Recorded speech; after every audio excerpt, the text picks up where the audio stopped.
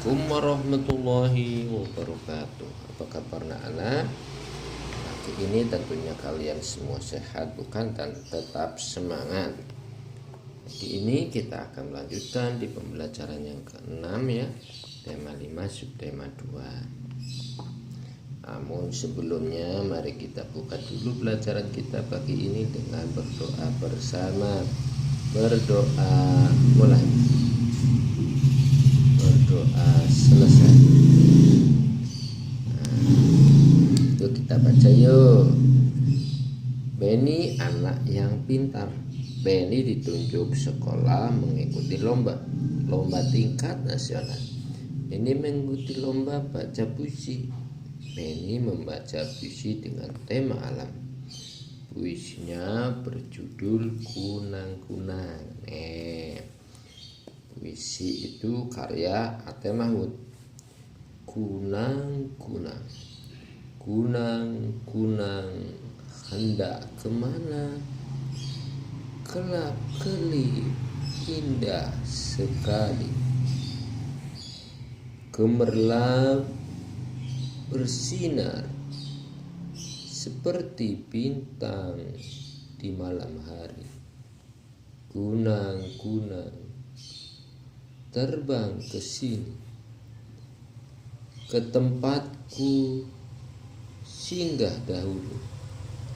Kemari, kemari, hinggaplah di telapak tanganku. Anak nanti bisa baca puisi di rumah ya.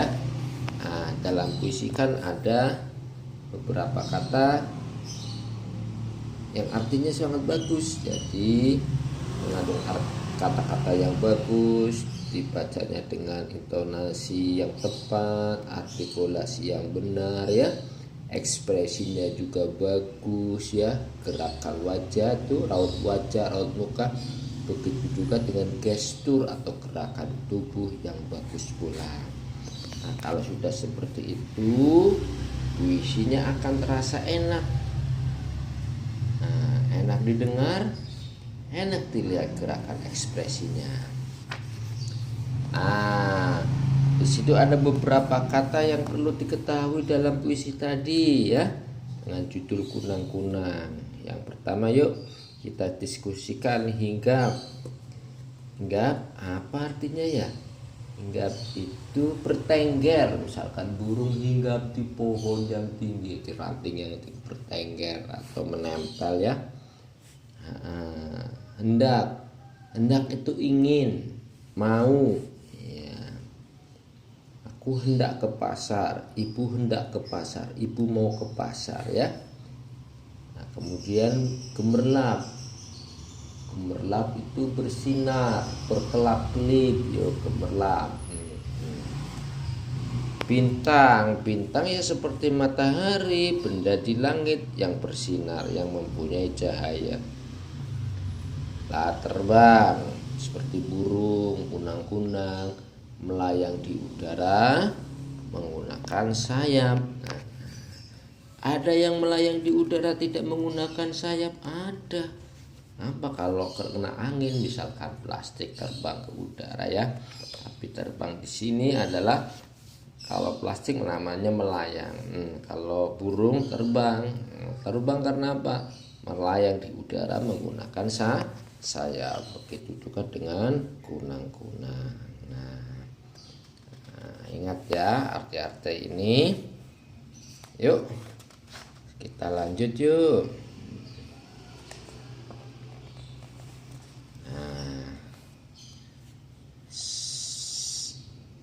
Setelah Beni mengikuti lomba baca puisi,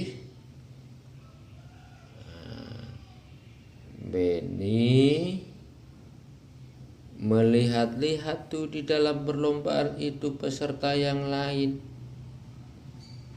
tidak sama, banyak keragaman di antara peserta lomba. Keragaman kelamin, ada yang laki, ada yang perempuan. Keragaman agama, ada yang muslim, ada yang non muslim. keragaman bahasa daerah, ada bahasa Jawa, bahasa Sunda, bahasa Batak dan sebagainya, Batak ya. Nah, itulah yang dialami oleh Beni. Kita baca yuk sejarahnya. Akhirnya Beni mengikuti lomba. Beni sebagai wakil dari sekolah, peserta lomba dari berbagai sekolah-sekolah dari seluruh daerah di Indonesia. Warna kulit peserta berbeda, ada yang hitam, ada yang putih, ada yang sawo matang. Agama peserta juga berbeda, ada muslim, ada yang Buddha, ada yang Katolik dan sebagainya. Bahasa peserta juga berbeda, bahasa daerahnya, ada yang bahasa Sunda, bahasa Jawa, bahasa Padang ya, dan sebagainya. Itu keragaman yang ada. Nah, kemudian perbedaan warna kulit, agama dan bahasa merupakan anugerah. Harus dijadikan sebagai anugerah. Kamu tidak boleh membeda-bedakan.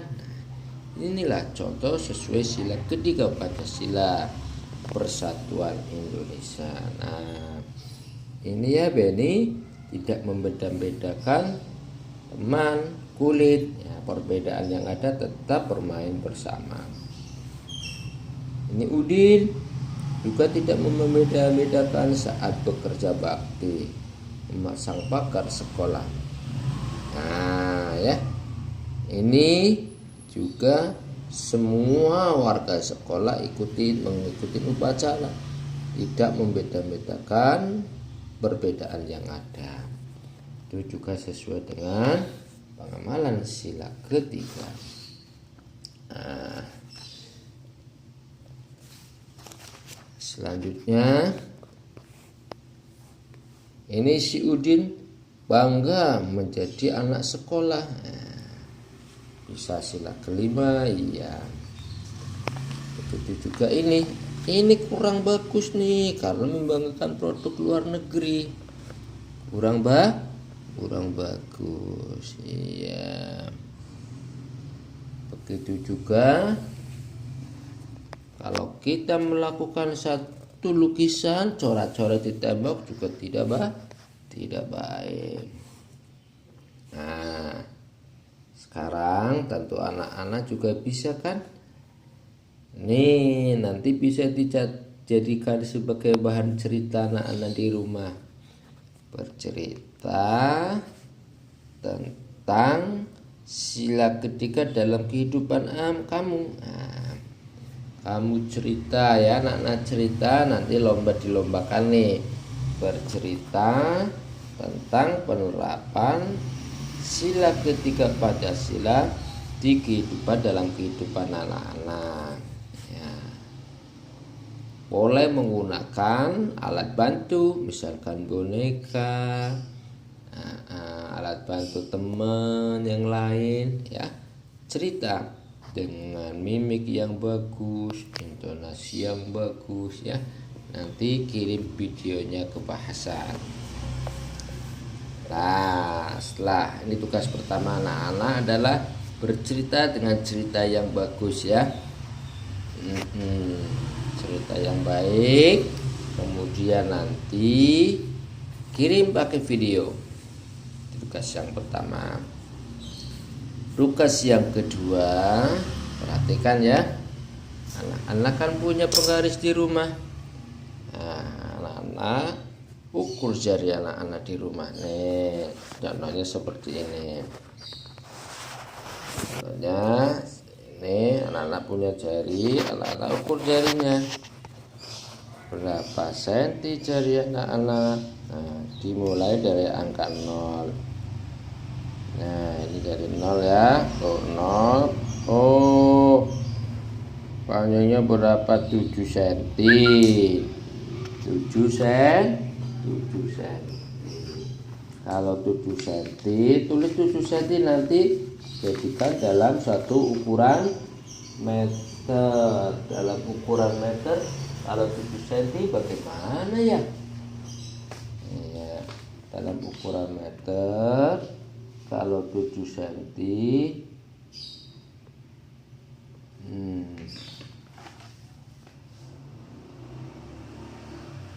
berarti begini 0,7 cm.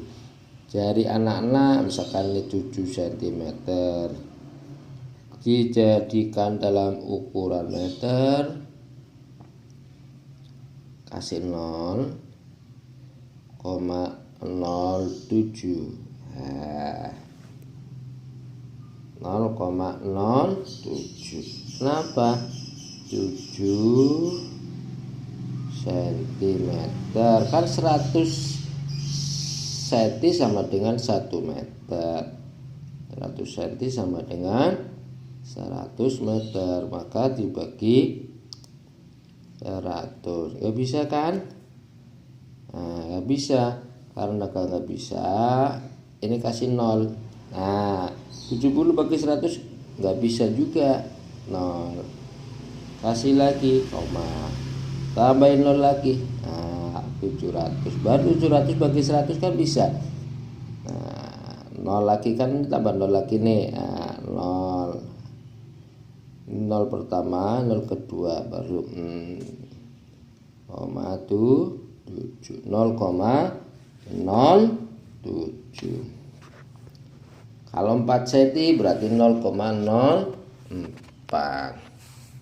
Kalau 8 cm ya 0,08.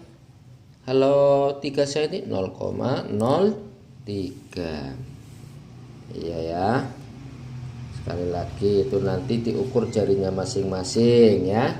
Kemudian setelah ketahuan ukurannya berapa, misalkan 5 cm, jadikan ke meter menjadi 0,05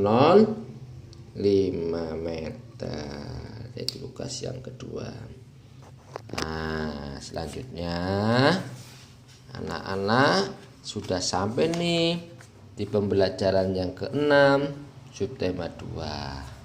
Maka untuk besok kita lanjut pada subtema 3. Untuk pertemuan kita pada pagi hari ini cukup sekian. Ingat tugasnya membuat cerita yang menceritakan tentang pengamalan sila ketiga, kemudian mengukur jari anak-anak dijadikan dalam ukuran centimeter dan meter. Kita tutup dengan bacaan hamdalah bersama. Alhamdulillahirabbil alamin. Assalamualaikum warahmatullahi wabarakatuh.